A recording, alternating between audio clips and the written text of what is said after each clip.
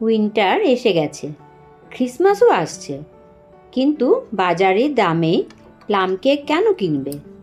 আজ দেখাবো খুব সহজে কম খরচে ঘরে বানানো super rich eggless plum cake, যেখানে প্রতিটা বাইটে পাবে ড্রাই ফ্রুটসের রিয়েল টেস্ট।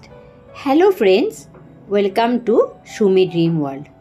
তো চলো কিভাবে এই কেকটা তৈরি করছি ছটফট দেখে নেই।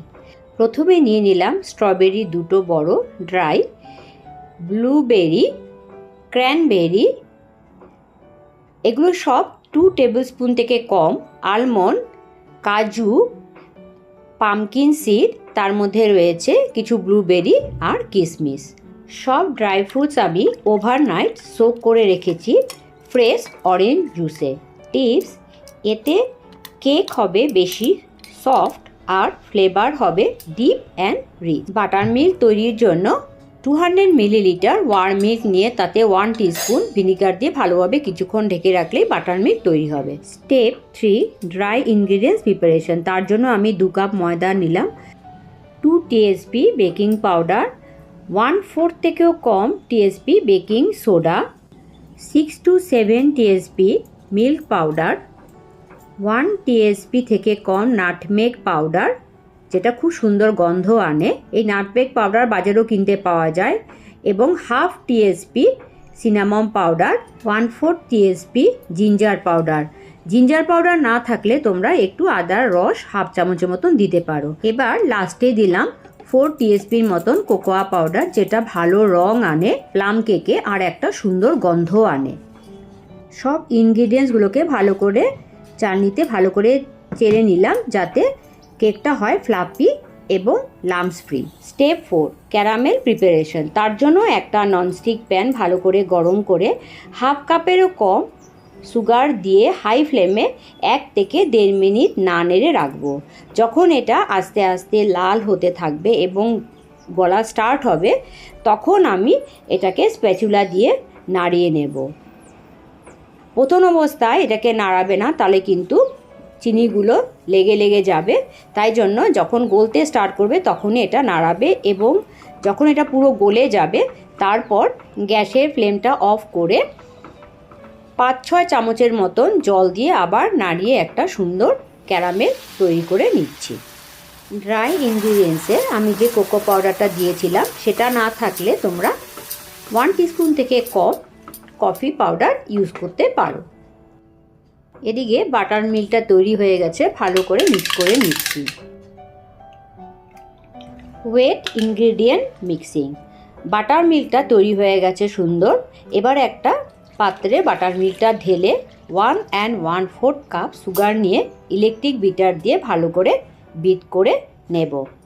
তারপর আবার এটার মধ্যে ভ্যানিলা এসেন্স দেব, দিয়ে আবার ভালো করে বিট করে নেব।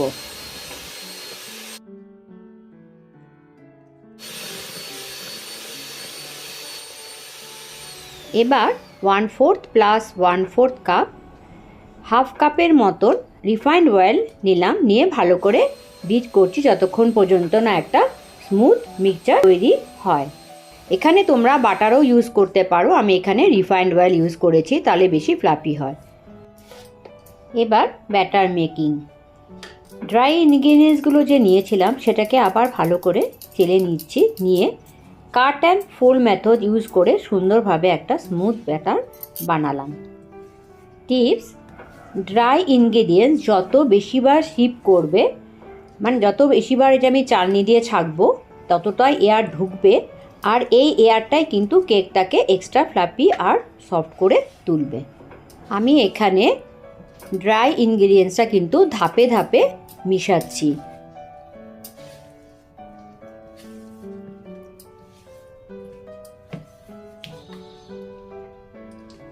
এইভাবে cut and fold method use করে যখন ভালো একটা মসৃণ ব্যাটার তৈরি হবে, তখন আমি যে সোকড ড্রাই ফ্রুটসগুলো সেগুলো আমি দিয়ে দেব। এখানে আমি পুরোটা দেব না, কিছুটা রাখছি আমি আরেকটা কেক বানাবো যেটা উইথ এগ হবে, তো সেটার জন্য আমি কিছুটা রেখে দিচ্ছি। এইবার আমি ড্রাই ফ্রুটসগুলো দিয়ে আবার আমি cut and fold method use করে একটা সুন্দর ব্যাটার তৈরি করে নিচ্ছি।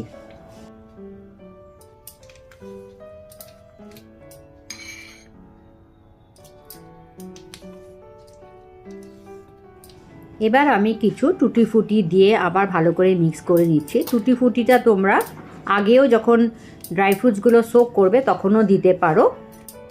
এখানে আমি ড্রাই ফ্রুটস আর জুসটা কিছুটা বাঁচিয়ে রাখলাম পরের কেকটা বানানোর জন্য। এদিকে মেশাতে মেশাতে আমি ওটিজি প্রিহিট করেছি 180 ডিগ্রি সেলসিয়াসের, আর গ্যাসে একটা হেভি প্যান হাই ফ্লেমে রেখে প্রিহিট করে নিচ্ছি। ওদিকে প্রিহিট হতে থাকুক। এবার যে ক্যারামেলটা তৈরি করেছিলাম সেটা এবার ব্যাটারটার মধ্যে মিশিয়ে ভালো করে cut and fold method use করে ফাইনাল ব্যাটারটা তৈরি করে নিচ্ছি।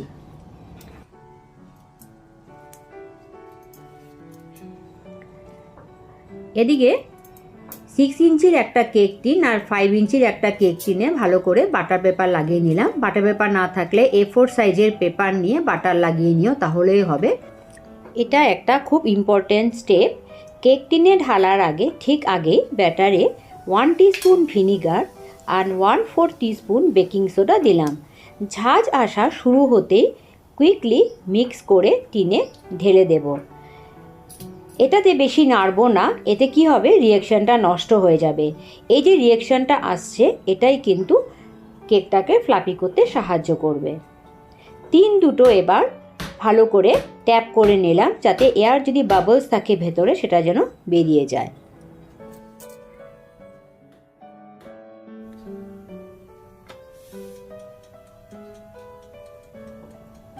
ওভেনে দেওয়ার ঠিক আগেই উপরে কাজু, ক্র্যানবেরি, কিশমিশ দিয়ে লাইট গার্নিশিং করলাম। এই ড্রাই ফ্রুটস দিলে বেক হওয়ার পর কেকের টপটা দেখতে খুব সুন্দর লাগে আর ক্লিয়ারলি ড্রাই ফ্রুটসগুলো দেখা যায়।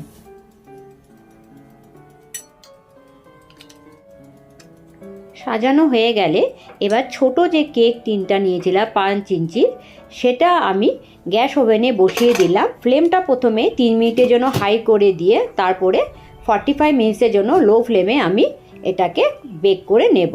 অন্যদিকে 6 ইঞ্চি যে কেক টিনটা সেটা আমি ওটিজিতে রেখে 57 মিনিটসের জন্য টাইম সেট আর টেম্পারেচারটা 170 ডিগ্রি সেন্টিগ্রেডে রেখে বেক করে নিচ্ছি। প্রথম অবস্থায় আমি 15 মিনিটস আমি নিচের রডটা অন করেছিলাম, তারপর বোর্ডটা রড ওটিজির অন করে দিয়েছিলাম। 45 মিনিটসের পর গ্যাসের ওভেনে যেটা বসিয়েছিলাম সেটা হয়ে এসেছে। টুথপিক দিয়ে চেক করলাম, খুব সুন্দর একটা কালার এসেছে। তবে হ্যাঁ, এখানে রঙটা লাল এসছে, এটা লাল নয়। এবার একটা শুকনো কাপড় দিয়ে ঢেকে দিচ্ছি যাতে ওপরের লেয়ারটা হার্ড হয়ে না যায়। এটা দিনের বেলা সূর্যের আলোটা পড়েছে তাই জন্য এটাকে লাল দেখাচ্ছে, এটা আসলে ব্রাউন কালার ছিল। তো 57 মিনিটস হওয়ার পর আমি ওটিজিতে যেটা বসিয়েছিলাম সেটা চেক করে নিয়ে দেখলাম হ্যাঁ এটাও হয়ে গেছে। এটাকেও এবার আমি একটা ড্রাই ক্লোথ দিয়ে ওপরে ঢেকে দেব যাতে হার্ড হয়ে না যায়। 6-7 ঘন্টা পর যখন কেকগুলো পুরোটাই ঠান্ডা হয়ে গেছে তখন আমি তোমাদের এই কেকের লুকটা দেখাচ্ছি। দেখো কি সুন্দর হয়েছে, এই ব্রাউন কালারটাই এসছিল। এবার তোমাদের আমি কেকটাকে কেটে দেখাবো। আশা রাখছি তোমাদের এই ভিডিওটা ভালো লেগেছে। ভালো লেগে থাকলে একটা লাইক, শেয়ার ও সাবস্ক্রাইব করে দিও। তোমাদের একটা সাবস্ক্রাইব আমাকে অনেকটাই মোটিভেট করে।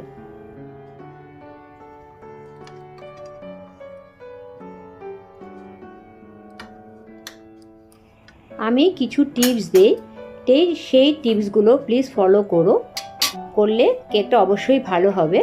আর এই যে আমি কেকটা কাটছি দেখো, এটার মধ্যে প্রতিটা বাইটে আমি ড্রাই ফ্রুটসের আমি একটা স্বাদ পাচ্ছি।